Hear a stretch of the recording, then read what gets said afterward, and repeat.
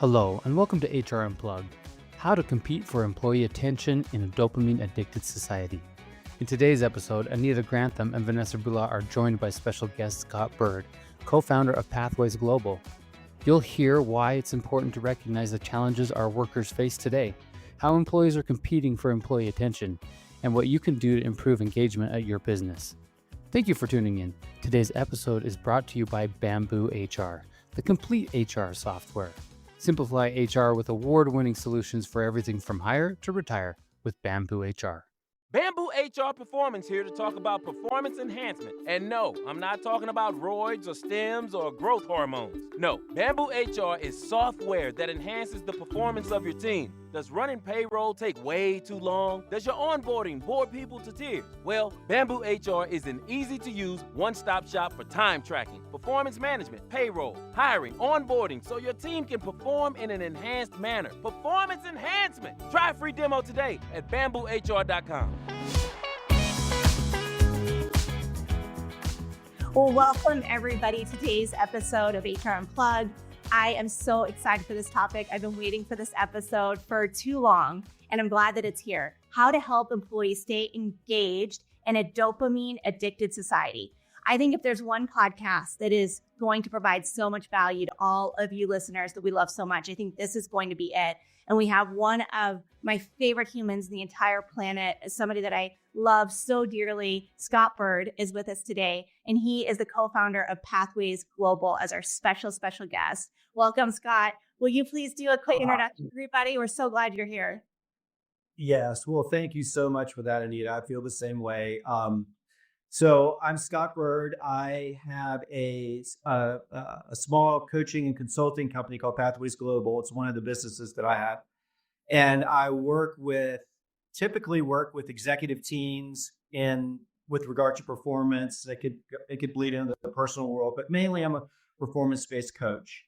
So I live in Boulder, Colorado, or actually in the mountains outside of Boulder, Colorado. And I am really excited to be here.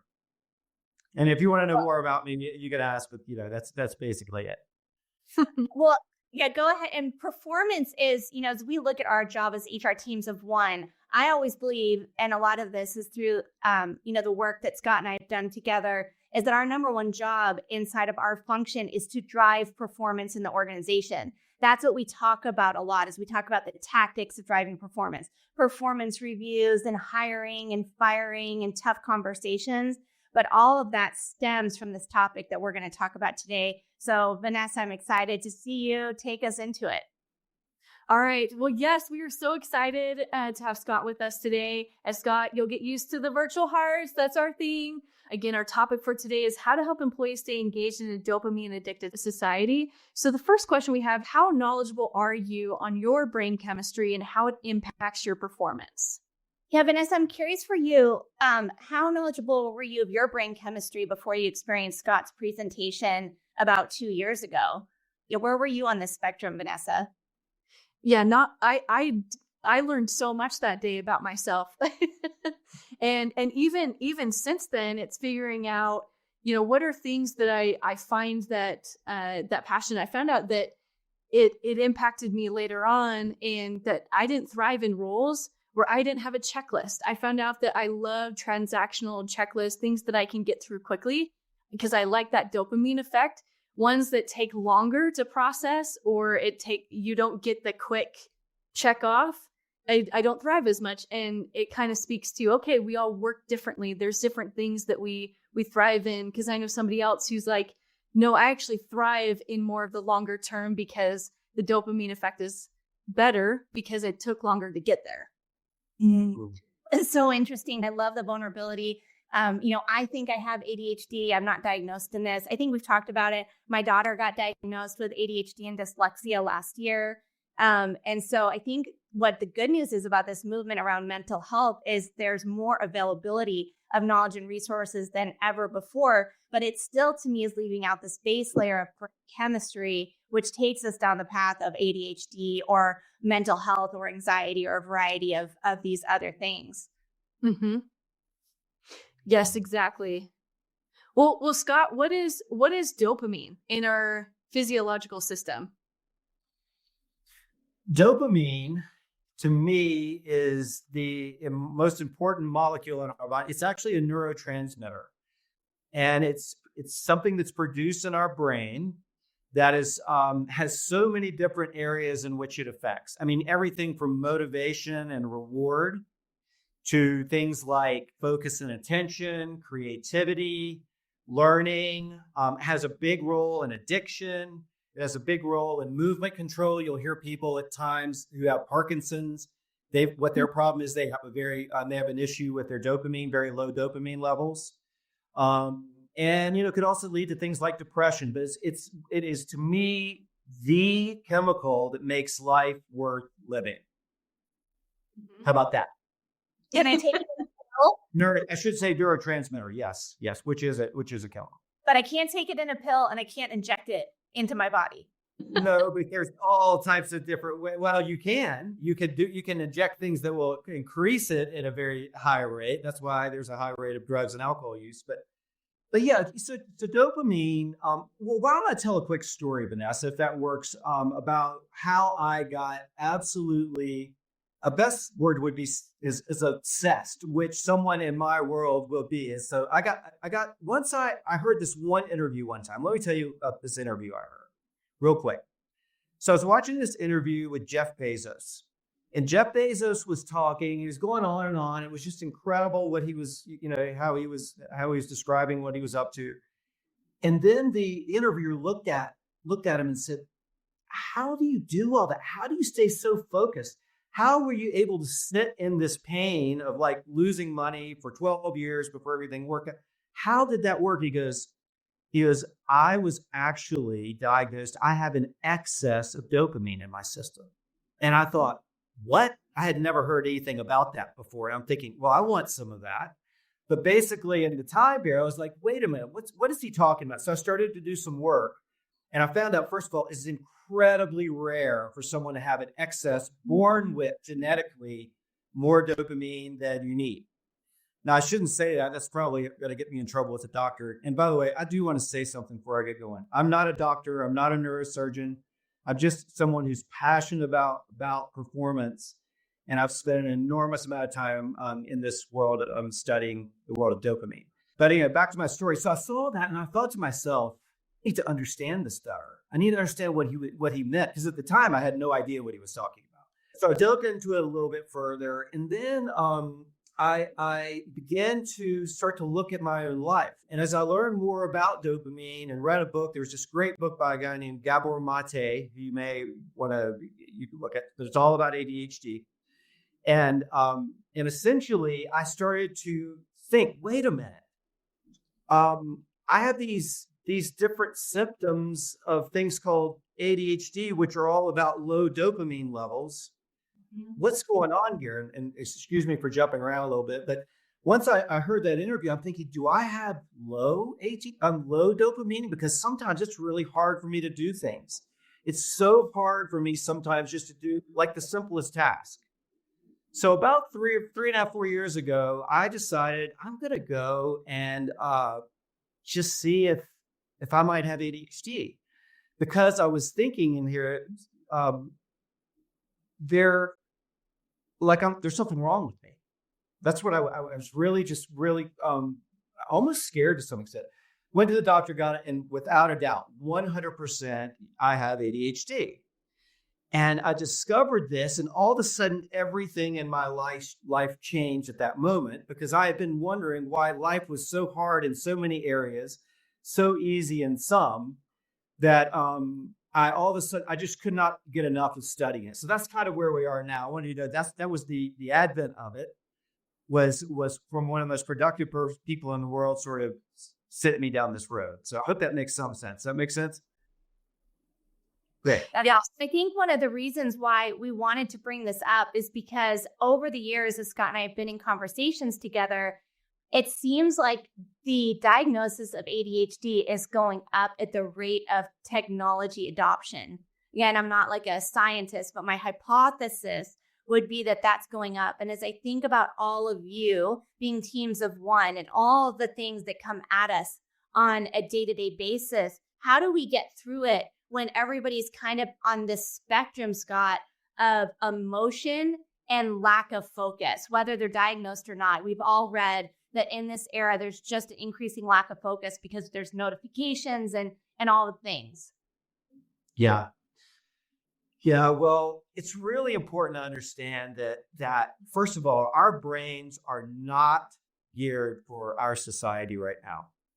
They're really not even geared for the work that we're doing, and especially the way that we're actually doing it in a physical sense. One of the things I'll talk about here, just to give you a quick understanding of why I say something like that, just the simple fact of sitting in front of your screen right now, which we all are, we're all getting blasted with blue light photons that have a big impact on your dopamine. So basically what happens is that when this new world we're living in that has all this technological stuff going on, just the simple fact of turning our screen, I'm not talking about notifications, I'm not talking about distractions from all these other things. I'm simply talking about the physical form factor of this screen that's firing at me. So for me, I actually wear these, I don't know if these are showing up, but I wear basically all day blue light sunglasses because my dopamine levels are so low that it at times that I have to do everything I can. But that's really the start of it, Anita. Right now, even the workplace provides a way for us to deplete our dopamine just the second we turn on our screens. Mm-hmm. And then we don't leave our screens throughout the day, right? We're watching TV, we're doing all that. And so we almost end our day negative to the dopamine we should have. Right. And really, this really came out in front for me during COVID when I was just on a screen. I wasn't really moving. We weren't moving out of the house. Basically on a screen all the time. All of a sudden, I started to realize this brain fog started to come in a way that I'd never seen before. Sort of anxiety would creep in from times like, where was this coming from? All these different things that would happen that were simply a function of these dopamine levels being depleted at so many areas, that these cheap dopamine hits we get, including things like sugar, different types of foods. It's not just, our screens here and notifications. It's in many ways, it's the entire lifestyle we have as human beings right now as we walk on this planet. So anyway, yeah, I think that's we really have to deal with it in the workplace. So tell me about that with you, Anita. Well, I just feel like it's gotten harder to feel like I can prioritize. And this is like a lot of the work, right, that Vanessa does, Scott, you and I have done together, is that I feel like I have all of these things coming at me. And one of the things we talk about on this show a lot is how do you get through making sure you get the things that matter most done throughout the day when our levels are being depleted throughout the day. Like, especially on a Zoom day, I feel so exhausted. And we heard this at the start of COVID. I'm on Zoom all day and I feel more exhausted. Now we know why, but it also just seems harder to live and keep our energy high. And we know as HR teams, one of the things we must do for our organizations is keep our energy high. Yes, 100%. And with low dopamine, it's so hard because your motivation to do things that would keep it high, like exercise and all that. That's why when you see people with ADHD, typically it's because their dopamine levels are so low, they develop addictions to be able to take care because they just don't feel good all the time, right? Yeah. So essentially, you make up for that. You don't want to do anything else. So it's a real issue and a real big. I'm not just this is a fundamental issue I believe that we have with society right now. Well, and there was some interesting things that you've said of, like, I know you mentioned sugar impacting dopamine. And I think back to some of the tough days in HR. I don't want to speak for everyone in HR, but I'm sure we've all had those days where it's like, I've had a rough day. I'm going to go eat an ice cream sandwich. I keep our marketplace in business by eating all their ice cream sandwiches. But I don't feel better. I feel better for about 10 minutes and then I don't feel good. And then after work, I'm like, I'm peopled out. I am going to be on TikTok. And then before I know it, it's bedtime. And I haven't taken the time to take care of myself. I haven't had a chance to re-energize or do anything like that. And I wonder how many of us kind of get caught up in that spiral and we don't get ourselves out of it. Well, what you just said right there. First of all, notice you said you get on TikTok. The biggest producer of cheap dopamine literally on the planet right now. It's such a fascinating app. I get on just I'm fascinated with how they actually do what they do. But look, you're exactly right. And what you're seeing is that typically it starts first thing in the morning. And then, you start depleting it first thing in the morning. We don't typically do things that want to enhance it first thing in the morning. We start to deplete it. And then, Anita, as you were saying, then we get on screens. Remember, these blue lights are coming at you all day. And it's serious, especially with these new high-def screens right now. I mean, they're very, very intense. And it's almost impossible not to feel exhausted in the end of the day. I would definitely try these, but they're annoying to some people, these color glasses. It will make a huge difference. It makes an enormous difference for me, but it can look weird. But this is what's happening. And then you go home, just like what you described, Vanessa. Then you don't feel good when you go home. You're not attentive. And then it just keeps on going. And then you get in bed, believe it or not.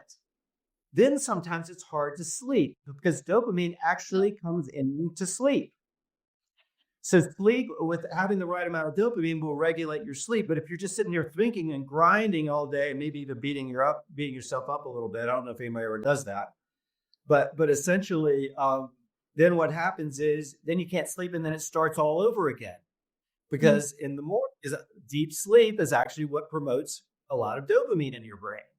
So it really is. That's why I became so fascinated. I realized that this is going to tell on me. I realized that everything I was doing in my life was a pleasure chase.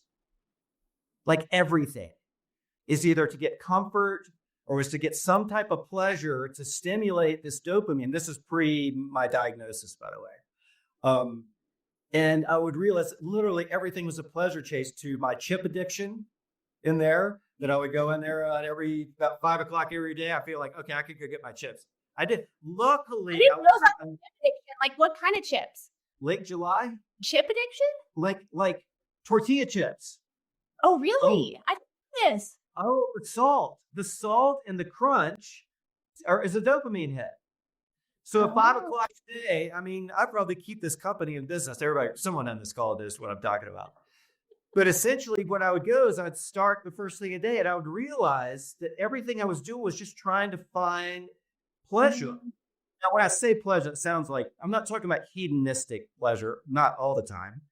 But basically, whether it was food or clicking on something on the phone or wherever, it was always just trying to soothe myself because my dopamine levels were low. And then what would happen is, I'd have to go, and that's why addiction starts. You just keep looking for that. Now, I was going to say, thankfully, I don't have like an alcohol chip, but this is alcoholism. Almost every alcoholic has ADHD. They're just trying to solve for the ADHD because they don't understand it. And neither did I for most of my life. I mean, I had to cheat on all of my tests. Not all of them, but I could not study when I was a young child. So to get through my life, I had to, in many ways, I mean, it's not fun to admit things like that, but I had to get through. I had to get through my day. And really realized up until I was about 52 years old, I'm 56 now, my whole life was just a scramble to manage my dopamine. And I don't think I really don't. I mean, I talk to a lot of people all day. So yeah, I could go into a lot of different areas here where I think that people are really just managing and trying to manipulate life so they can feel okay. So they can just get to feeling okay. So I know that's a long rant there. Hope it made sense. Okay, so I have to ask this question. So if we take all this, I think we've got a good foundation in the chat. It looks like we're all kind of in a good centered context here. And we take this into the day-to-day work, and you've got the leader that's like, I just have to fire this person. I just need a raise for this person.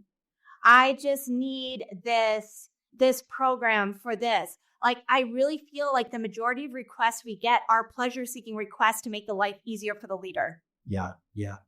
So just be specific on the question. So what is it?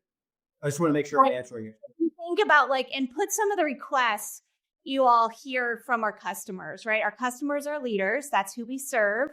And I'm in the hunt on a number of things right now in my day job, but it's like, I need to hire this person, right? I need to fire this person. I need this person to get a raise. But it's like everything is kind of done, especially when we're outside in exception land. It's to ease the pain of the leader. Got it. I wonder, right? And so because the person's coming to them and like, if you don't give me more money, I'm going to go somewhere else, right? And then that's going to cause me pain because I'm going to have to do their job while I find somebody else. And I just wonder if it's infiltrating our organizations in a way that's really hindering performance for our customers because everybody's easing their pain through our function. Well, 100%. So I get asked a lot, like if I was going to, how should companies deal with this? Because we have a lot going on, we're trying to accomplish, just like what you're saying. And in the circumstances that you just mentioned there, yes, what we are doing is basically a function when you're not at an equilibrium in terms of your brain chemistry, you're going to try to avoid any type of conflict at all costs at the expense of anything. So basically, and typically, if you're not aware. So what will happen in that type of situation? Yes, you'll make bad decisions. You'll try to do something to assuage someone's feelings this way or the other because you don't want to actually feel the same thing. So essentially, you're going around all day long just looking to avoid the next anxiety.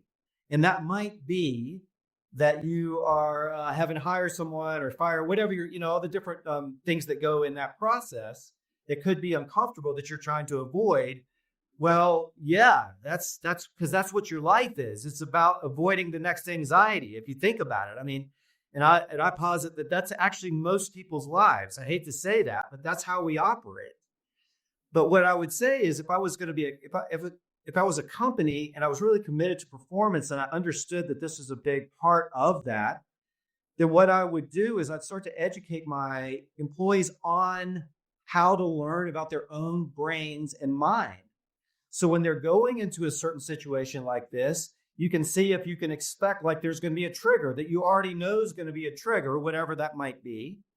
But if you understand that this brain, Anita, you know this me for so long, but I always often talk in the third person, like this brain does this brain does that. It's not who I really am, but this brain operates out of patterns, and it really wants to avoid pain.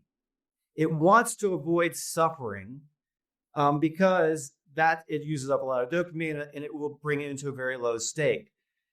So hopefully to answer your question, the way I would approach that is, first of all, understand, do I have issues in that? Do I have issues in these areas here? Do I find that I encounter resistance with myself when I'm going to go have, let's call it a hard conversation?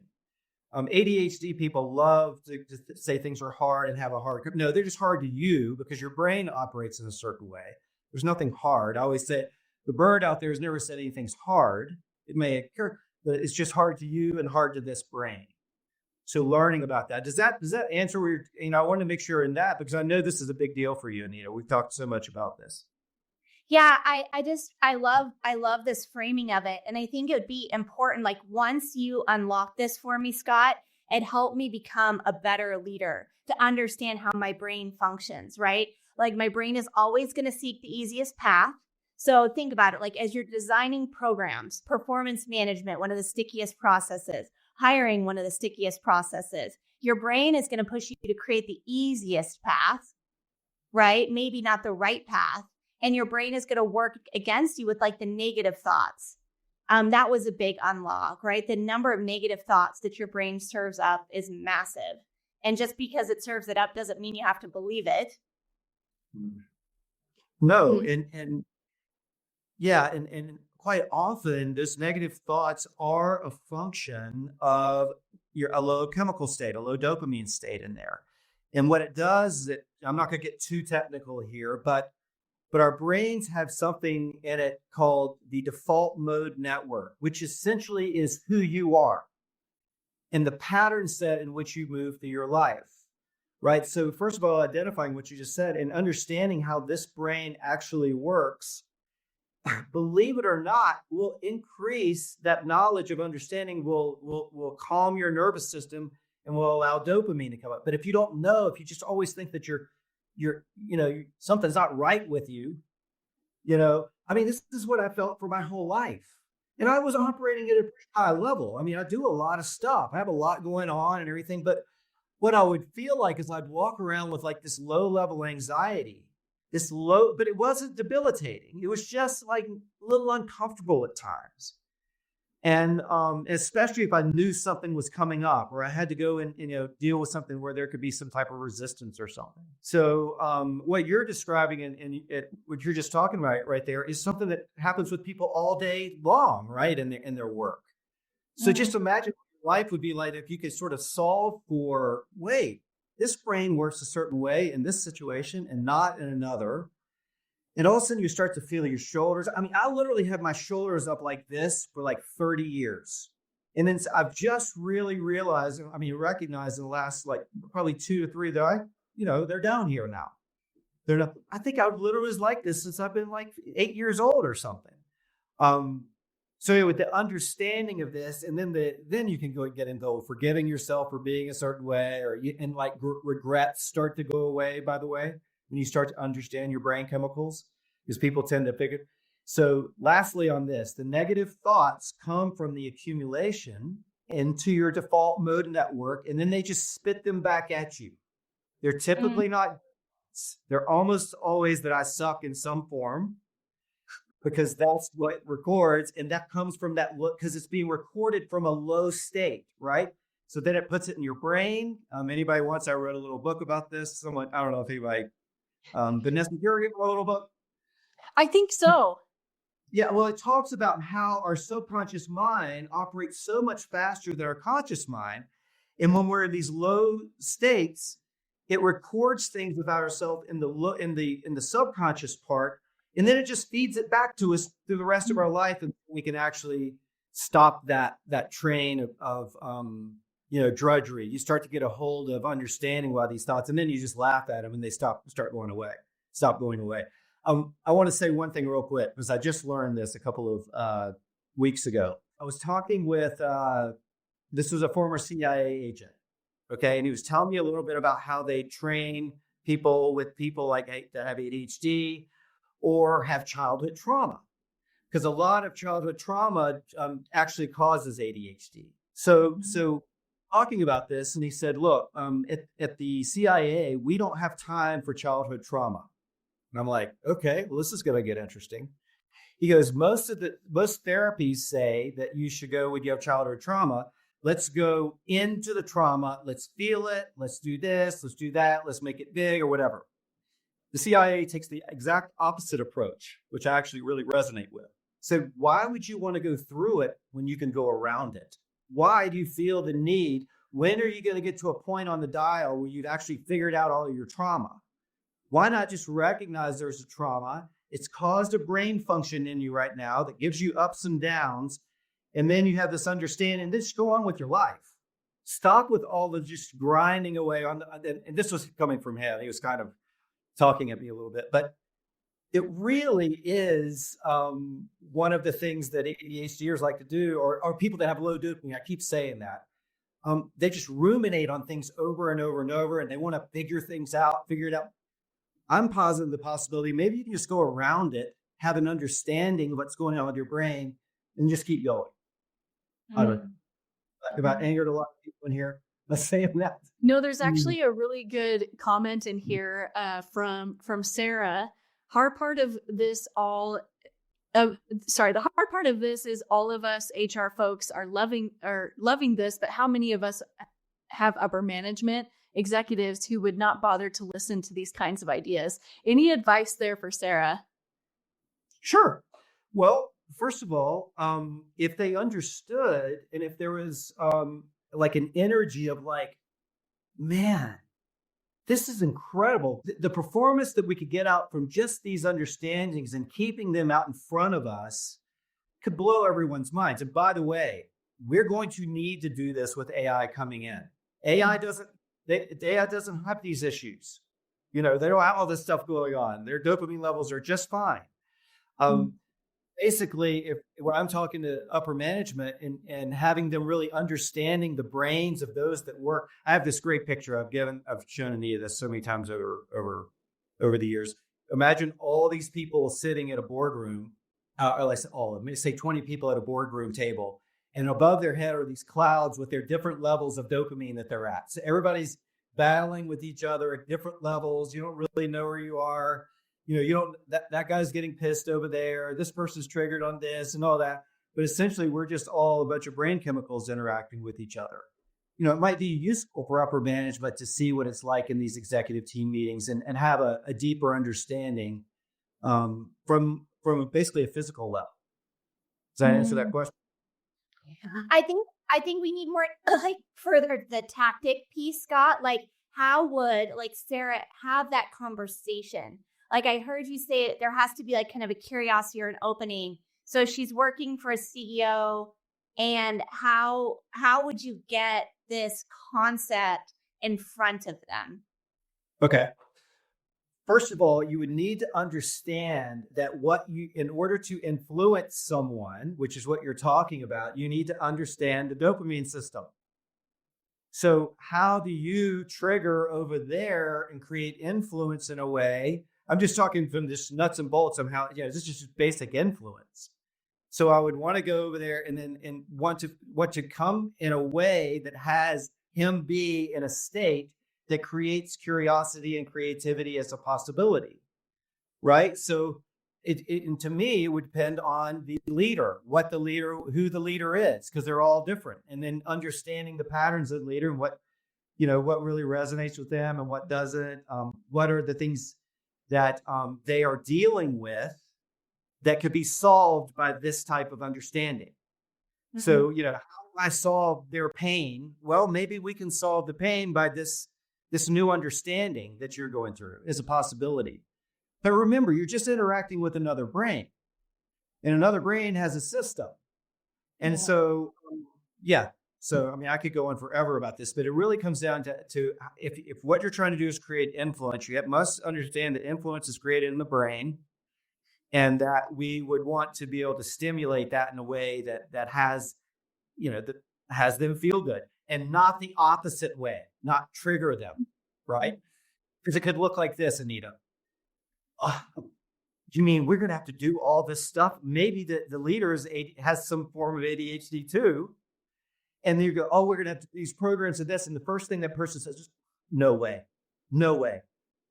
So I have to understand who the leader was first before I would go and be able to actually create that request in a way that I think would be effective. I think this is awesome because this is the nuance of the work. I was coaching somebody earlier today that's like, I'm like, okay, he wants feedback from me. And I said, well, what's the context you want feedback? Do you want to grow into the top job? Is that the context that you want the feedback in? And so to me, this is another cut of a depth of leadership that we rarely talk about. And to really understand the fears that your CEO has in implementing these things, right? Like right now, I feel like we're running a little bit of code red inside our organization because people are delayed in delivering on what they said they were going to do. And oftentimes it's their fault. It's their fault. And Vanessa knows this. It's our fault. It's our fault as an internal team because we haven't figured out the lever to influence like you're describing. So what stands in the way of you completing the promotion request if you really care about getting these two people on your team promoted? Because what you've shown to me that you're not really committed to it because you haven't filled out the form. Now, is the form inhibiting? Great. What about the form is inhibiting? Do you just want to be able to promote at will? Like, it's having those questions. But Scott, you taught me this and it made a big difference in my delivery. It's got to be upright and direct. It cannot be condescending. So to get access and be a way that that you connect with the person. So again, we're talking about dopamine. So social interaction is all dopamine. So for everybody on this call today, before I got on the call today, I let everybody know that I was actually in a low dopamine state today. So what do I mean by that? So probably one out of every, I'd say 8 to 10 days. I will wake up. I didn't sleep great last night, and sleep is important for that. And what I'll have is I can tell I'm gonna have a low dopamine day. So like right now, I'm actually having a low dopamine day, meaning I've got well, I should say I'm not right now, because when I got on this call and I'm interacting with everybody on this call, I actually almost immediately I could feel the chemicals in my brain going and getting me clear, and I have no brain fog right now. I'm clear in what I'm talking about. I'm focused on what I'm talking about. And I attribute that to this all because I'm in a social interaction with people that I trust and love and am really excited to be with. So you're talking about the exact same thing here. And what you were just talking about is like all of these social interactions. If I'm aware of where I am, then it might not be today might not be the day where I'm going to be up, light, and direct and full of energy and everything, and at the peak. So I might alter my day, or I might be with that in a way, or I might even tell someone, I'm struggling a little bit today in my brain, because the people around me, like my family knows, I'll tell them I'm having a low dopamine day. It's great. Everybody knows that. They can kind of see where I am.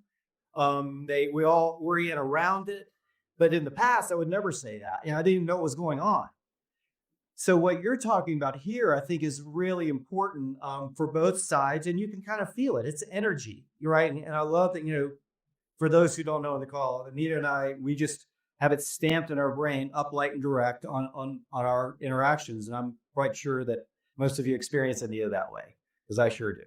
But anyway, yeah, I might have rambled a little bit right there, but the interaction is so important. And if you have that, if it's flowing, let it go. If it doesn't, let it go for the time and come back, because most likely you're not going to be as effective or effective at all if you're not in that proper state. I joked in the chat that that's making it to my quote wall. Up, light, and direct. Yes. It on the brains. Well, look, by the way, by keeping that mantra in your brain, it actually is stimulative, because it gives you a handhold for people that are like deficient in dopamine. It's like it could feel like at times where you can't get a hold of life. It's just hard to get a hold of things. It's like you're moving the sludge through the world at some level, or maybe that's one analogy. But when you can have a constant sort of like a mantra of up, light, and direct that can bring you back to center, it does actually have a brain chemical effect, because it gives you a handhold of like, oh, I know where I'm supposed to be. I'm reoriented to the world, and again, that really feeds into those chemicals, because if not, you can spiral the other way. Well, and I can't remember if you mentioned this earlier, Anita. It was like in HR, like we have to maintain that neutrality and kind of understanding where we're at, because we have to be kind of in a way. I always say, like, I have to be on point, because I represent that neutrality. And Julie mentioned here, can you do a whole webinar on how do you do up, light, and direct? That would be amazing. So any initial insights right now that you could say to Julie? Well, yeah. I mean, to me, it's basically a way of being. So up, light, and direct is, if you kind of notice those three words, it covers a lot, right, in that. But where I really like to end on, if I'm going to describe this, and I won't do a whole webinar on this right now, but essentially the focal point of this is direct. Mm-hmm. Up, light, give me the ability to be direct.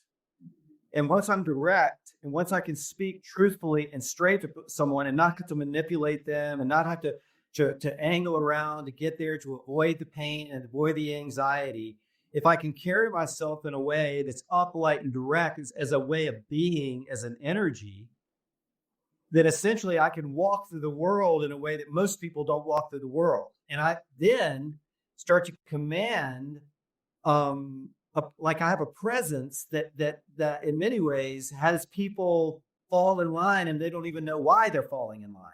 They just want to be with your energy. So I believe that practicing up, light, and direct is like a practice. It's like a mantra. It's like it truly is a way of being. And by the way, your leader here knows this. I mean, we've worked on this for over 8 years. And I think that we experienced that with her. I mean, I really do. I mean, I get so many people who've come back and give me their opinions of Anita and how she occurs. And that's what it is almost always. Would you agree with that, Vanessa? Yes. Well, I love Anita. I love Anita and I love her energy. So for me, every time I have a conversation with Anita, my dopamine is high because I feed off of her energy because there's those individuals that you go up to and you're like, I'm drained. I never once ever feel drained when I talk to Anita. And I don't know if it's just because she just has that emotional intelligence to like know where she's at and just maintains like where she needs to be to give off that right energy. But that's like how I experience her. And that's like, that showcases a great leader right there for me and how I experience. There you go. I just shone the light on you, Anita. There you go. But really, that's beautifully said. And again, it's demonstration is what inspires. What you're saying doesn't mean anything. Same thing once you start to understand if you're in a lower, if you realize that you're in a lower dopamine state or you've got, let's just say ADHD or something like that, it actually becomes a superpower once you gain an understanding of that because you can channel in certain areas. And I got to be honest, I've had more fun since I have discovered this sort of anomaly with my brain. My happiness is gone. It's just at a much, it's just been an incredible discovery to find that this is what's going on here. Whereas honestly, I was really, really, I didn't want to know. I was embarrassed. I didn't want anybody to think I had this. I'm supposed to be this, smart guy that's doing all this stuff in the world. And meanwhile, I'm, struggling a lot of the time. I don't even know how I got on that. That was my ADHD. Just went off on a tangent there. Oh, it had to happen. It had to happen. Let's do some tangible things, Scott. Like there were a few things. If I want to go back to like the first year that we worked together, I was not then who I am today. And part of it is some things that we created. I remember one of the very first things was I can handle anything, like as a mantra, aside from up, light, and direct. And we focused on that. So why don't I, I'll definitely, I can certainly, that sort of falls in the tips and tricks type of thing, right? Which is fine. I'm happy to get into that. But if you'd allow me, let me sort of back up a little bit and talk about how to prime yourself to be in the space that you're talking about. I think maybe that would be more useful because I can say little things, but where I've how I run my life now is 100% different than it was 10 years ago, 5 years ago. So now I basically work throughout my day to have this brain work at its maximum capacity. So what I do is in the very first thing in the morning, now this is just for this one. Everybody has to, there's no, I don't do prescriptions, but this is just me. So I'm going to give you a description of my world and how it works. And then we can go on up on any tangent if you want. But so my brain starts to ruminate fast in the morning. And it can start in the middle of the night with negative thoughts if I'm not awake. This is more in the past. It doesn't happen as much now, but I was solving for that because I'd wake up at 3 to 4. I'd have a negative thought or something, because what happens at 3 or 4 in the morning is your prefrontal cortex, the thing that makes you a human, is not really awake. It's only your subconscious mind and your default mode network. That's why you get negative thoughts in the middle of the night because you don't have the prefrontal to sort of stave it off and filter it. So I sort of got an understanding of that so I could stop, I could sleep better. So that started me about 4. I could go back to sleep. I was like, oh, this is ridiculous. This is just my brain doing the silly things it does. And then what I do is I get up the very first thing in the morning and I have a cold plunge out on my deck. So no matter what the temperature it is, I go and I shock my system. First thing, I get straight out of bed and go get into that thing.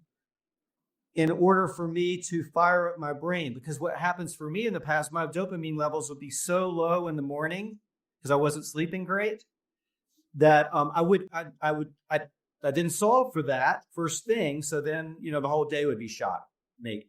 So the reason why I do a cold plunge, or you could do a cold shower, is whenever you have when you do cold, what happens is it depletes your dopamine so much because it's so painful, because it's really cold. I have a very cold plunge. But what happens is it depletes your dopamine so much just to keep you in the survival mode. So I'm in there from, anywhere from 5 to 12 minutes or something like that. But what happens on the other side of that is what I need. So when your body depletes its dopamine down to these levels, in order to get you back to homeostasis, it actually has to spike your dopamine really high in order to come back to an equal, back here to equal. So what I'm actually getting a drug high of my own dopamine every morning that lasts typically about 3 to 4 hours. So then what I do is I immediately get out of that and I get dressed and I go take my supplements, which is a lot of magnesium. I take L-tyrosine, I take lion's mane, I take some other things if anybody's interested. And I go straight to the gym, and then because exercise, lifting weights and pushing heavy weights is one of the best things you could do for your brain and for your dopamine system. So what I'm doing is I'm loading my system in the morning in order to deal with, because I can get it to about 2 o'clock. There's another thing that I do, which is actually a habit of mine, which I love to stop, but I'm a coffee freak. More dopamine, a lot more dopamine. And so what I do is I know that if I drink my coffee, because I love it, and it gives me the dopamine, there's going to be a crash that's going to come about 2 to 3. So I've got a plan for my crash. So because I'm working with my system. So I typically get back here about 8. I work from 8 until maybe 2 o'clock, typically is when I'm kind of winding down. And I know I'm going to crash around there. So what I do is then I go and I put on my weight vest. And I go down into Boulder and I strap on my phone and I start talking to my AI and creating stuff, because that's a period where I typically will crash. So I'm trying to get my dopamine back up. So I'm managing it throughout the day in order to get me to about 5 o'clock so I can eat my chips. That's what I mean. That's not why it's terrible. Some people have a beer. I'll have like 20 chips. So anyway, so back to your original question about tips and tricks on what to do. I don't think that there are any explicit ones other than the mantras or being up, light, and direct and things like that. I think what happens when you actually start to orient yourself around the way your brain works, you don't need tips and tricks. Mm-hmm. Power just starts to come through to you because you're not always going and trying to manipulate the world so you could just feel good for a couple of minutes, right? So where I look for, and especially when I'm working with leaders, is how do we get that body working? And then once I have that working, then we can start to identify certain triggers that will come up. Like, let's say you're going to go talk to Brad or something. You're all jacked up because you think he's got this status above you and you're worried about getting fired and we're up being in a van down by the river if you say the wrong thing, right? Then I can start to identify those and then orient around them. So yeah, that's ridiculous. There's no van I'm not going to be in a van now by the river, but it allows me, if I'm in a certain state, to actually look at the jacked up thoughts I have and then operate from, it's not true. That's the best tip I have. And that is to get yourself in an orientation and habits that stimulate where your power comes from. A dodge, if you feel like just dodge all your tips. I don't like tips and tricks. I will never tell you what to do. Why do I will? But if I can get to a place where, I'm really feeling good, like my body's feeling good and I'm not eating a bunch of processed foods and stuff like that, which is just causes inflammation all through the brain. One of the things I was talking a little bit about before we got on was that what tends to happen, and people on this call may have heard of something called histamines. I did.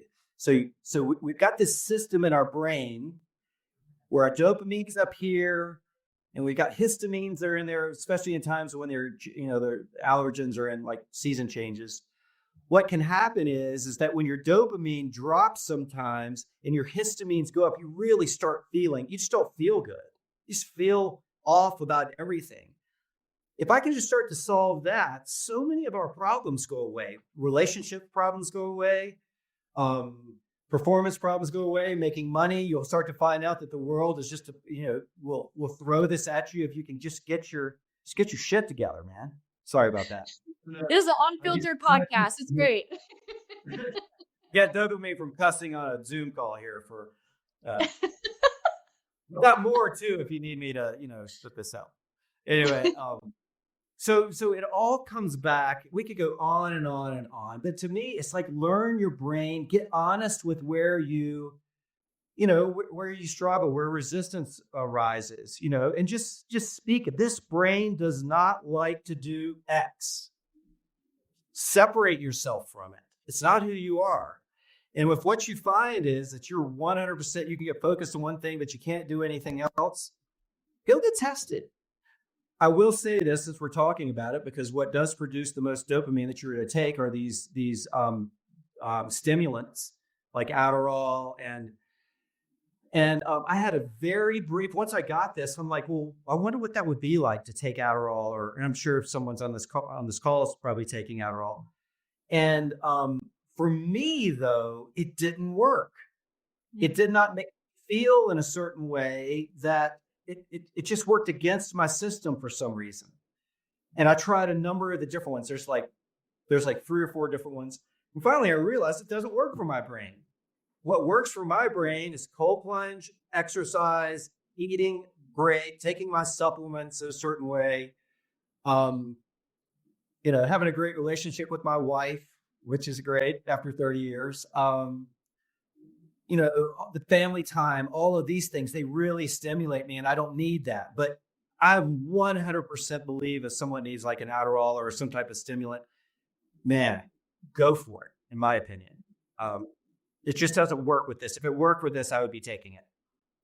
Mm-hmm. Well, I love all the examples you've given and just like all the habits. It's really about habits and focusing in on well-being and kind of like the topic for this podcast too is, that dopamine addicted society and, really hitting in on that. So my last question for you is, how do we help employees stay engaged in this dopamine addicted environment and society? Like, what can employers do to keep them engaged? Great. So my first approach is understanding. Understand that is at play and put it on the table. The bag of crap needs to come from out underneath the table, and you need to put it on the table and look at it and go, well, we have these, this is what's at play here.